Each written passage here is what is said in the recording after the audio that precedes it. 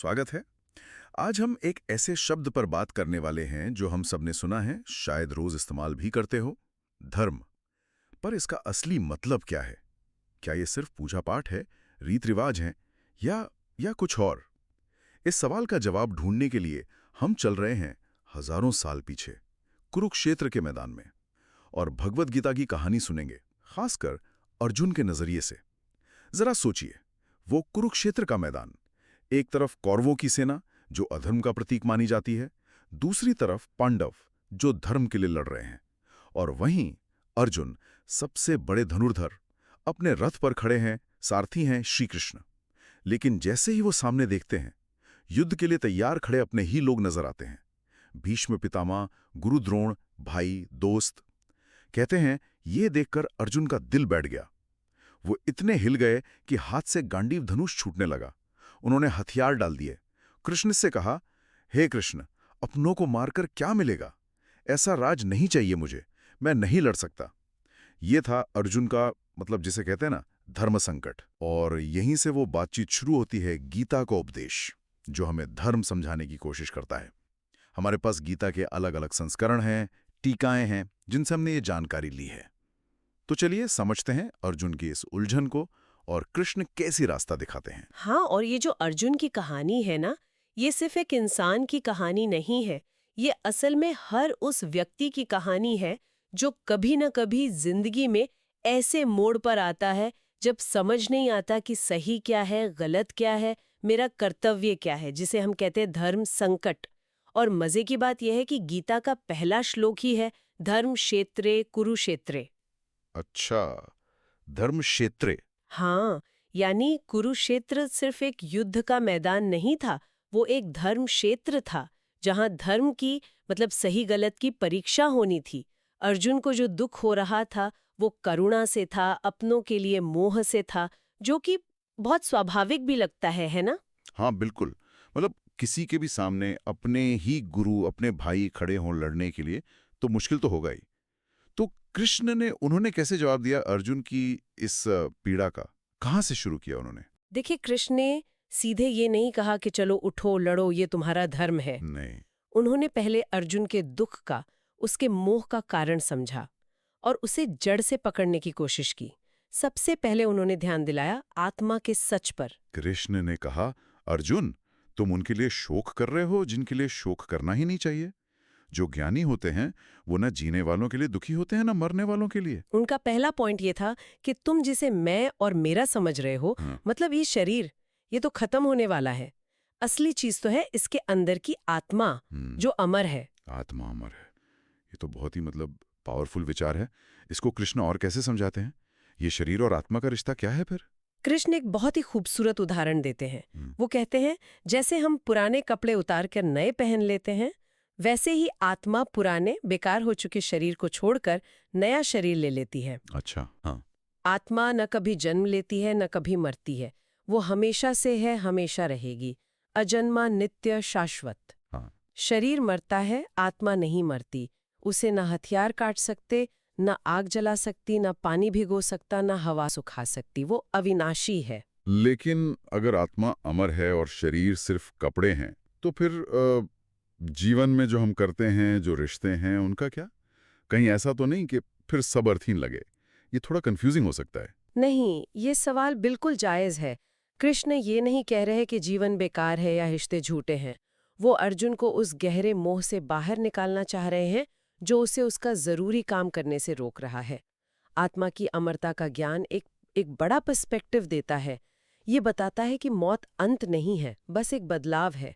इस समझ से अर्जुन को ये हिम्मत मिलती है कि जिनसे वो लड़ रहा है, उनका सिर्फ शरीर नष्ट होगा, आत्मा नहीं। ये समझ उसे अपना उस वक्त का जो कर्तव्य था, उसका जो धर्म था, उसे निभाने की ताकत दे सकती थी। ये मोह कम करने का पहला स्टेप था, ताकि वो सही फैसला ले पाए। अच्छा, तो मतलब आत्मा की अमरता का ज्ञान एक तरह से उसे मेंटली स्टेबल करने के लिए था। ताकि वो अपने कर्तव्य के बारे में सोच सके। ठीक है।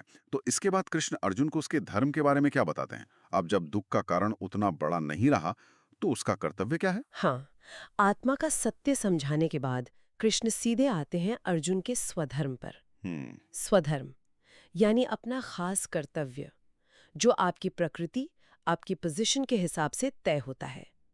कृष्ण अर्जुन से कहते हैं, एक क्षत्रिय होने के नाते तुम्हारे लिए इस धर्म युद्ध से बढ़कर और कोई अच्छा कर्तव्य नहीं है। क्षत्रिय का धर्म है अन्याय के खिलाफ लड़ना, रक्षा करना। ये युद्ध तो खुद तुम्हारे सामने आया है, और एक क्षत्रिय के लिए ऐसा मौका स्वर्ग के खुले दरवाजे जैसा होता है। और कृष्ण ये भी कहते हैं कि अगर तुम ये युद्ध नहीं लड़ोगे तो अपना स्वधर्म छोड़ने का पाप लगेगा, तुम्हारी बदनामी होगी, और इज्जतदार आदमी के लिए तो बदनामी मौत से भी बुरी है। तो यहाँ स्वधर्म का मतलब सिर्फ लड़ना ही नहीं हुआ, फिर मतलब अपनी जो भी भूमिका है, जो जिम्मेदारी है, उसे निभाना। बिल्कुल सही। स्वधर्म गीता का एक बहुत सेंट्रल कॉन्सेप्ट है। ये सिर्फ वर्ण जैसे क्षेत्रीय पर ही बेस्ड नहीं है, ये हमारी अंदरूनी प्रकृति पर, हमारे गुणों पर भी आधारित है। इस पर हम अभी बात करेंगे। गीता साफ कहती है, श्रेयान स्वधर्मो विगुणा पर धर्मात् स्वनुष्ठितात्। इसका क्या मतलब हुआ? इसका मतलब है अपना धर्म निभाना, भले ही उसमें कमियां दिखें, वो दूसरे के धर्म को अच्छे से निभाने से भी बेहतर है। अपने स्वभाव के अनुसार जो काम तय है उसे करने से पाप नहीं लगता। अर्जुन के लिए उसकी प्रकृति और उसकी स्थिति को देखते हुए अधर्म के खिलाफ लड़ना ही उसका स्वधर्म था। और ये समझना बहुत जरूरी है कि धर्म सिर्फ पूजा पाठ नहीं है, अपनी जिंदगी में अपनी भूमिका सही ढंग से निभाना भी धर्म है। भागवत में भी कहा है, धर्म तो सीधे भगवान ने ही बनाया है। पर एक सवाल मन में आता है, ये जो स्वधर्म की बात है, क्या ये लोगों को एक तरह से बांध नहीं देती? जैसे कोई किसी खास काम या वर्ण में पैदा हुआ तो क्या उसे वही करना पड़ेगा? क्या ये पर्सनल चॉइस या सोशल चेंज के खिलाफ नहीं है? ये बहुत जरूरी सवाल है, खासकर आज के जमाने में। देखिए, गीता जब स्वधर्म की बात करती है तो वो सिर्फ जन्म पर आधारित व्यवस्था तक ही सीमित नहीं है। वो व्यक्ति के स्वभाव पर, मतलब उसके नेचुरल गुणों और झुकाव पर ज्यादा जोर देती है। 18वें अध्याय में कृष्ण कहते हैं कि ब्राह्मण, क्षत्रिय, वैश्य, शूद्र के कर्म उनके स्वभावज गुणों से तय होते हैं। स्वभावज गुण मतलब वो गुण जो हमारे स्वभाव में है, नेचुरली है। इसका मतलब ये हुआ कि हमें वो काम करना चाहिए जो हमारी नेचर से मिलता जुलता हो, जिसमें हम नेचुरली अच्छे हों और जो समाज के लिए भी फायदेमंद हो। ये एक तरह से अपनी कॉलिंग पहचानना है। और जब आप अपनी प्रकृति के हिसाब से काम करते हैं तो आप उसे बेहतर करते हैं, बिना ज्यादा अंदरूनी कॉन्फ्लिक्ट के। ये बंधन नहीं है, बल्कि अपनी पोटेंशियल को सही दिशा देना है। हाँ, ये बात समझना जरूरी था। तो अर्जुन को अपना स्वधर्म पता चला, युद्ध लड़ना। लेकिन फिर एक और कंफ्यूजन, कर्म तो हमें बांधते हैं, है ना? उनके फल से सुख दुख होता है, तो क्या कर्म करना ही छोड़ दें? क्या संन्यास लेना बेहतर है? अर्जुन के मन में भी ये सवाल आता है। बिल्कुल। और यही कृष्ण गीता का एक और शायद सबसे मशहूर सिद्धांत बताते हैं, निष्काम कर्म। कृष्ण कहते हैं, कर्मण्येवाधिकारस्ते मा फलेषु कदाचन माँ कर्म फल हेतुर्भुर्माते संगोस्त्व कर्मणि। हाँ, ये श्लोक तो बहुत सुना है। इसका मतलब क्या है आसान शब्दों में? इसका सीधा सा मतलब है, तुम्हारा अधिकार सिर्फ कर्म करने में है, उसके फल पर नहीं। तुम न तो खुद को कर्मों के फल का कारण मानो और न ही कर्म न करने में तुम्हारी आसक्ति हो। कर्म करो पर फल की इच्छा मत करो। ये सुनने में जितना आसान लगता है, करने में उतना ही मुश्किल। आज की दुनिया में तो सब कुछ रिजल्ट से जुड़ा है। एग्जाम के नंबर, जॉब में प्रमोशन, बिजनेस में प्रॉफिट। बिना फल की इच्छा के काम कैसे करें? क्या इसका मतलब है कि कोई लक्ष्य ही ना रखें, कोई एम्बिशन ही ना हो? नहीं नहीं, इसका मतलब एम्बिशन छोड़ना नहीं है। इसका मतलब है उस एम्बिशन के आउटकम से चिपकना छोड़ना है। निष्काम कर्म का मतलब ये नहीं कि आप बेपरवाह हो जाएं या आलसी हो जाएं, बिल्कुल नहीं। इसका मतलब है अपना बेस्ट एफर्ट डालो, पूरी लगन से अपना काम करो, अपना कर्तव्य निभाओ, लेकिन नतीजा जो भी आए उसे समभाव से स्वीकार करो। मतलब सक्सेस मिले तो बहुत ज्यादा अहंकार नहीं, फेलियर मिले तो गहरी निराशा नहीं। जब हम फल से बहुत ज्यादा जुड़ जाते हैं ना, तो डर लगता है, चिंता होती है, तनाव होता है। कृष्ण कहते हैं कि कर्म को ड्यूटी समझकर करो, ईश्वर को समर्पित करके करो, एक यज्ञ की तरह। ऐसा करने से वो कर्म बंधन नहीं बनता, बल्कि हमारे मन को प्योरीफाई करता है।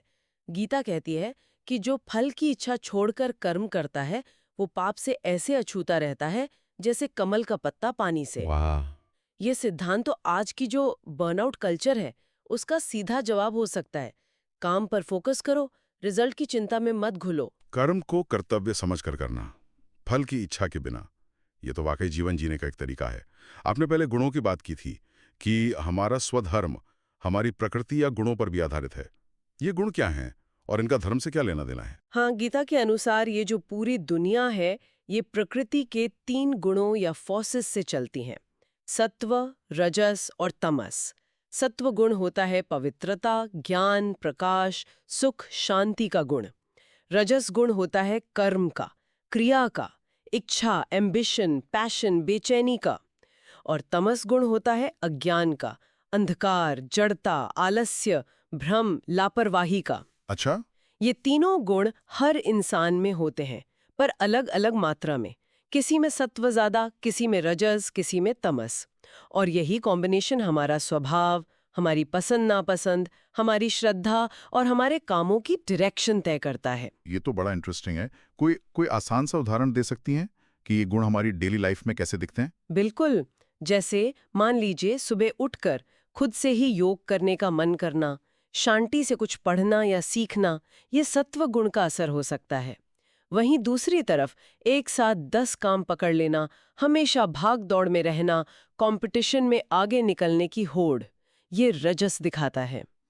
और देर तक सोते रहना, काम टालते जाना, चीजों को समझने की कोशिश ही न करना या नशे आलस में पड़े रहना, ये तमस के लक्षण हो सकते हैं। और ये गुण फिक्स नहीं होते, हमारे खाने पीने, हमारी संगति, हमारे कामों से ये बदलते भी रहते हैं। तो इन गुणों का हमारे स्वधर्म या कर्तव्य से क्या कनेक्शन है? जैसा मैंने पहले कहा, ये गुण ही हमारी नेचुरल टेंडेंसी तय करते हैं।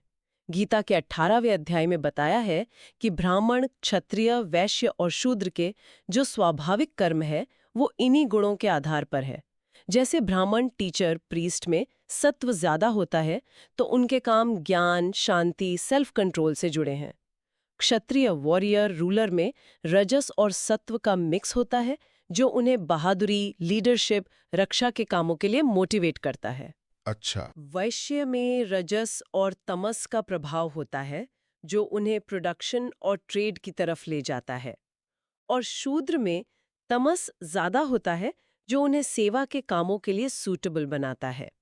यहाँ फिर से वही बात इंपॉर्टेंट है, अपने स्वभाव वाले गुणों के अनुसार जो स्वधर्म तय हुआ है उसका पालन करना, चाहे वो दूसरे को छोटा लगे या बड़ा।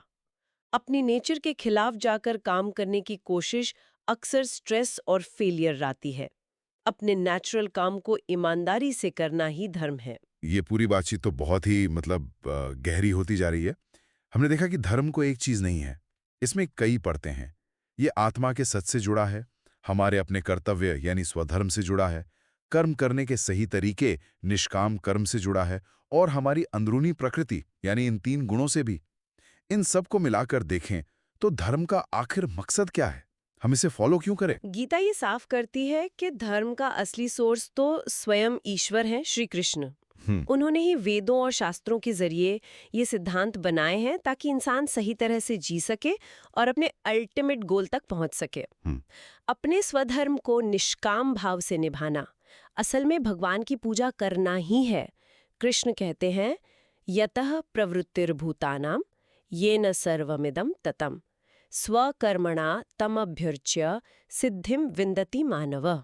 इसका अर्थ यानी जिस परमेश्वर से सब प्राणी पैदा हुए हैं और जिससे ये सारा संसार फैला हुआ है, उस परमेश्वर की अपने स्वाभाविक कर्मों द्वारा पूजा करके इंसान परम सिद्धि को पाता है। तो धर्म का पालन ईश्वर की पूजा है और इससे सिद्धि मिलती है। परम सिद्धि मतलब मोक्ष। हाँ, धर्म का सही पालन हमारे मन को साफ करता है, हमें सेल्फ कंट्रोल सिखाता है, हमें ज्ञान की तरफ ले जाता है और आखिर में जन्म मृत्यु के चक्कर से मुक्ति यानी मोक्ष दिलाता है।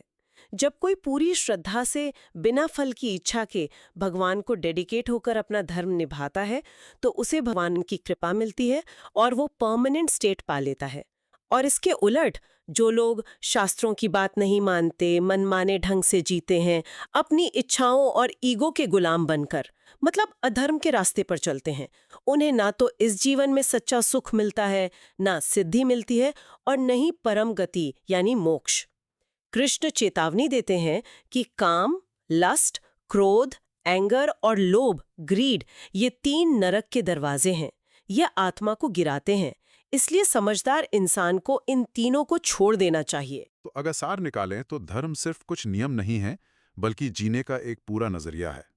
ये खुद को जानना है, अपनी जिम्मेदारियों को समझना है, उन्हें सही भावना से निभाना है, और ये सब करते हुए अपने असली सोर्स ईश्वर से जुड़े रहना है।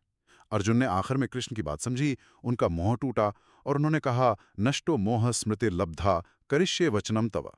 मेरा मोह खत्म हो गया है, मुझे याद आ गया है, मैं वैसा ही करूंगा जैसा आप कह रहे हैं। और उन्होंने अपना क्षत्रिय धर्म निभाया। बिल्कुल। अर्जुन की कहानी और कृष्ण का उपदेश हमें यही सिखाते हैं कि अपने स्वधर्म को पहचानना और उसे निष्काम भाव से निभाना ही एक मीनिंगफुल लाइफ जीने का तरीका है। और ये संदेश आज भी उतना ही रेलेवेंट है, बल्कि शायद और भी ज्यादा। हम सब अपनी अपनी लड़ाइयाँ लड़ रहे हैं, अपने अपने धर्म संकटों से जूझ रहे हैं। आज के ज़माने में जब ट्रेडिशनल रोल्स बदल रहे हैं, जब चॉइसेस इतनी ज़्यादा हैं, तब अपने स्वधर्म को पहचानना और भी चैलेंजिंग हो सकता है। सही कहा। तो इस चर्चा के आखिर में सुनने वालों के लिए सोचने की बात ही हो सकती है कि आज की इस भागदौड़ वाली कॉम्प्लेक्स दुनिया में जहां इतने रास्ते हैं, इतने ऑप्शंस हैं, हम अपने असली स्वधर्म, अपनी सच्ची नेचर और पर्पस को कैसे पहचानें? गीता के सिद्धांत जैसे आत्मा का ज्ञान, निष्काम कर्म, गुणों की समझ, ईश्वर में श्रद्धा, ये हमें डायरेक्शन जरूर दिखा सकते हैं, पर शायद आखिरी खोज हमें अपने विवेक से, अपने अनुभव से ही करनी होगी। ये सवाल हमें खुद से पूछना होगा। आज के लिए बस इतना ही। लाइक करें, सब्सक्राइब करें और हाँ, कमेंट्स में किताबें या नया टॉपिक बताना ना भूलें। चलिए फिर जल्द मिलेंगे।